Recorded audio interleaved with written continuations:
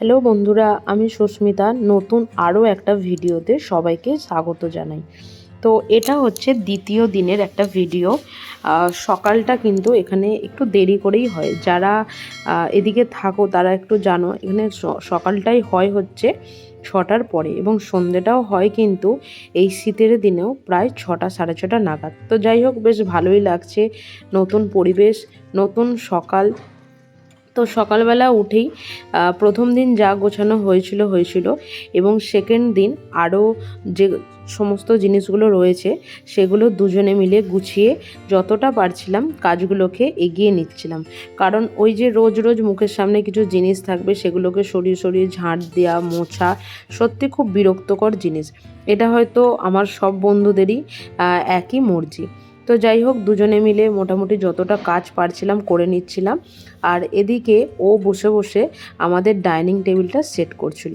তো এই ডাইনিং টেবিলটা আমার বিয়েতে পাওয়া, আমারই এক খুব কাছের মানুষ বলতে পারেন, মানে এক কাকিমা আমার স্টুডেন্টের মা এইটা আমাকে বিয়েতে গিফট দিয়েছিল। কারণ ও জানতো যে বিয়ের পর আমরা বাইরে থাকবো। আমাকে অনেক কিছু জিজ্ঞাসা করেছিল যে তোমার এটা কেনা হয়ে গেছে, ওটা কেনা হয়ে গেছে।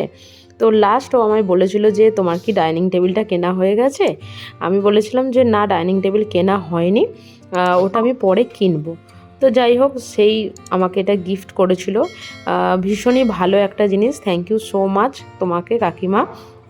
যদি ভিডিওটা দেখে থাকো তাহলে দেখো, তোমার ডাইনিং টেবিলটা এখনও পর্যন্ত আমরা কিন্তু সযত্ন করে রেখে দিয়েছি। তো যাই হোক, সেটাই ও সেট করে নিচ্ছিল, কারণ আস্তে আস্তে সব কাজগুলোই আমাদেরকে গুছিয়ে নিতে হতো। তো দুজনে মিলে ওর যে কাজগুলো সেগুলো ও করে নিচ্ছিল, আর আমার যে কাজগুলো সেগুলো আমি করে নিচ্ছিলাম। তো চলো আস্তে আস্তে কাজগুলো সেরে নেওয়া যাক।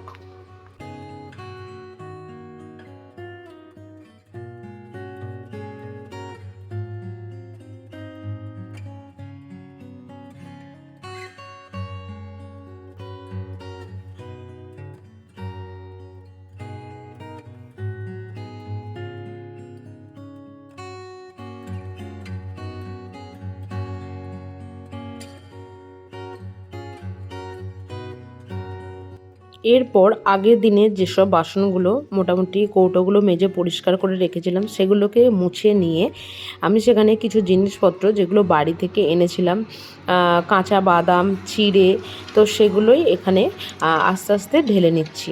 তো সবথেকে বড় জিনিস হচ্ছে কিছু কিছু জায়গায় কিছু কিছু জিনিস খুব মানে বলতে পারো যে গিয়ে সেটাই ওখানে বেশি খাওয়া হয়। তো এখানে যবে থেকে এসছি গন্ডিয়াতে, এখানে একটাই খাবার দেখি রাস্তার যে কোনো দোকানেও তোমরা পাবে, সেটা হচ্ছে চিড়ের পোলাও। কী যে এদের ভালো লাগে জানি না, মানে খেয়ে খেয়ে মুখটা পচে যাবার জোগাড়। তো সেটাই আর কি সমস্ত কিছু ঢেলে নিচ্ছিলাম। আমাদের বাড়িতেও মাঝে মাঝে করি, টেস্টটা একটু অন্য রকমভাবে আলাদা আলাদা করার চেষ্টা করি, কারণ একই জিনিস দুদিন ছাড়াই করো, সপ্তাহে একদিনই করো, খুব বিরক্তই লাগে। তো যাই হোক, ওদিকে বরমশাই ডিমগুলোকে ধুয়ে ফ্রিজের ট্রেগুলোতে রেখে দিচ্ছিল, আর এদিকে আমি আমার যেসব কাজগুলো ছিল বাসনগুলোকে গুছোনো, তো সেগুলোই সেরে নিচ্ছিলাম।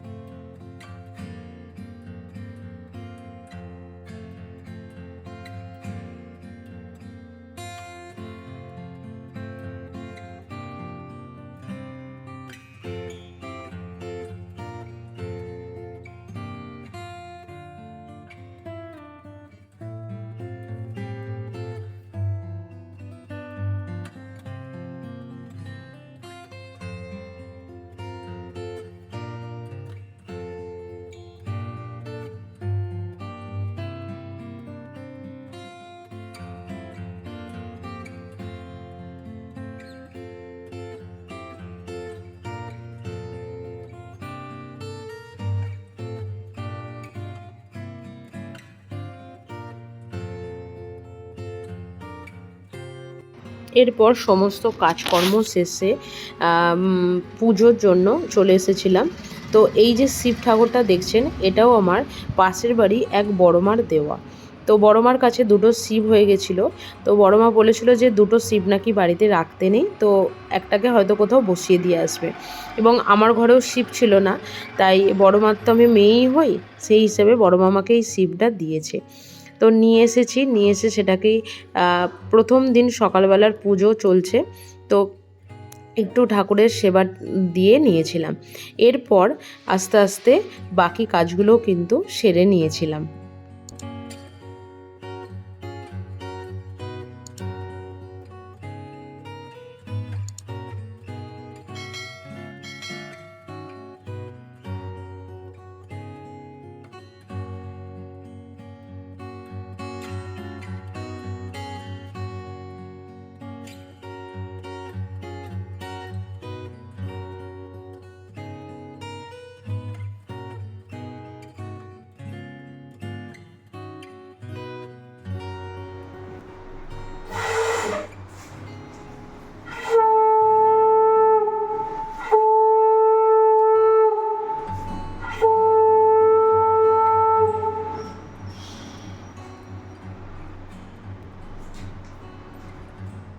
এরপর গ্যাসটা আজকে প্রথম দিন জ্বালাবো। তো যাই হোক, ওই একটু বাড়িতে মানে কাছাকাছি তো আর কোনো ব্রাহ্মণ নেই বা কোনো কিছু নেই, তো একটু তাহলে পুজো করিয়ে নিতাম। যাই হোক, বড়মশাইকে বলেছিলাম একটা স্বস্তিক এঁকে দেওয়ার জন্য সিঁদুর দিয়ে, তো ও সেটাই করছিল।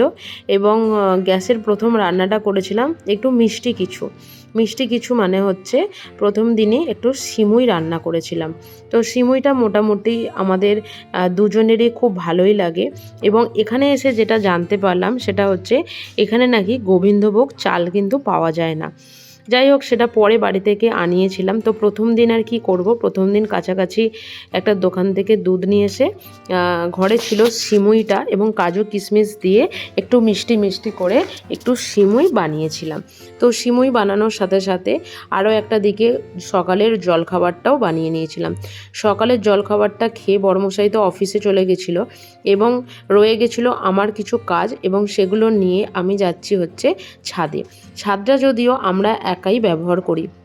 তার কারণ হচ্ছে আমাদের নিচের যে আন্টি বা আঙ্কেল থাকেন, ওনারা নিচেই ওনাদের জামা কাপড়টা দেয়, আর এই ওপরে তিনতলার ছাদে এসে ওনারা জামা কাপড়টা আর শুকোতে দেয় না।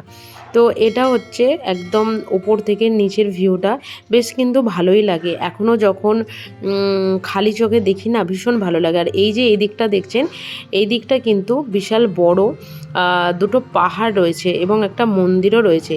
যেহেতু কুয়াশা থাকে, সেহেতু পাহাড়টা অতটা পরিষ্কার বোঝা যায় না। বিকালের দিকে যখন ওই পশ্চিম আকাশে সূর্যটা অস্ত যায় না, তখন পাহাড়টা কিন্তু খুব সুন্দরই দেখতে লাগে।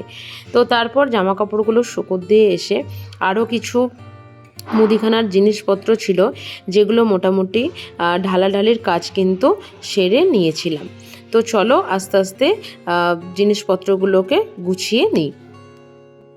সবথেকে বড় জিনিস হচ্ছে নিজের হাতে নতুন করে এই সমস্ত জিনিসগুলোকে গুছাতে কিন্তু আমার মতন সব মেয়েদেরই কিন্তু খুব ভালোই লাগে। এটা আমি মনে করি, হয়তো আমি সবার হয়ে সবার মতামতটা হয়তো আমি জানি না, কিন্তু আমার মতন বেশিরভাগ মেয়েরাই আছো যারা নিজেদের হাতে নিজেদের সংসারের সমস্ত কিছু করতে, গুছাতে, পরিষ্কার করতে, সাজাতে কিন্তু খুব ভালোই বাসো। কে কে আমার মতন একমত অবশ্যই কিন্তু জানিও কমেন্ট বক্সে, যে কাদের কাদের নিজেদের এই কাজগুলো গোছাতে খুব ভালো লাগে এবং করতেও ভীষণ ভালো লাগে। তো চলো কাজগুলো করে নিই।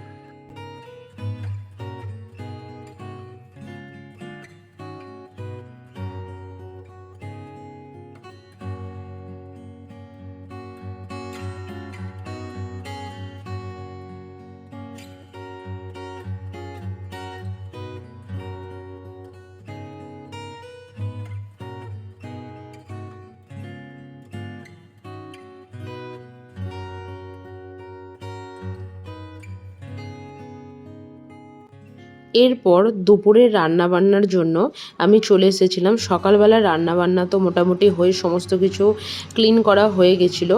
এরপর বাড়িতে যেহেতু মাছ বা ডিম কিছুই ছিল না, তো সেহেতু দুপুরবেলা করেছিলাম হচ্ছে ফুলকপি একটু বেশ ঝালঝাল করে একটু কষা কষা, এবং তার সাথে ছিল হচ্ছে মুসুর ডাল, আর একদিকে হচ্ছিল কিন্তু ভাত। তো চলো তরকারিটা আস্তে আস্তে রান্না করে নেওয়া যাক।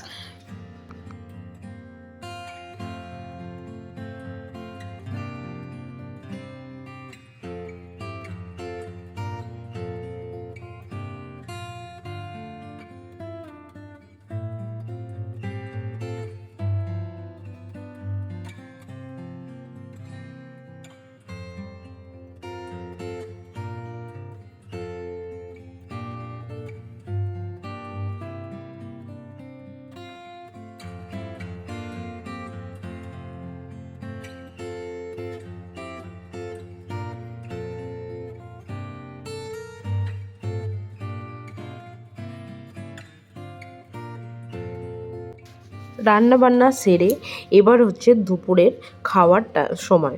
তো আজকে এই ফুলকপির তরকারিটা সেদিন হয়তো সত্যি খুব সুন্দর রান্না হয়েছিল, যার জন্য সেদিন ডালটা কিন্তু মানে রয়েই গেছিলো। তো দুপুরবেলার খাওয়া দাওয়া সেরে এটা একটা জানি না মানে আমি যবে থেকে বাইরে আছি বা নিজের সংসারের এই কাজগুলো নিজে থেকে করি, গায়ে যদি 104 ডিগ্রিও জ্বর থাকে, একটা কেন জানি না একটা অভ্যাস হয়ে গেছে যে রান্নাঘরটা যদি অপরিষ্কার থাকে না তাহলে একদমই ভালো লাগে না। মানে যত কাজই থাকুক, যত শরীর খারাপই থাকুক, রান্নাঘরটাকে পুরো পরিষ্কার করে রেখে বাসন মেজে তারপরেই হচ্ছে একটু শান্তি। এটা যখন আগের বাড়িতে ছিলাম, যখন আমি ব্লগ করতাম না বা ভিডিও সেইভাবে বানাতামও না, তখনকার থেকেই এই একটা নিয়ম। কারণ রান্নাঘরটা আমাদের মেয়েদের খুব শখের একটা জায়গা, যেটা অপরিষ্কার থাকলে বা অগোছালো থাকলে কিন্তু খুব একটা ভালো লাগে না।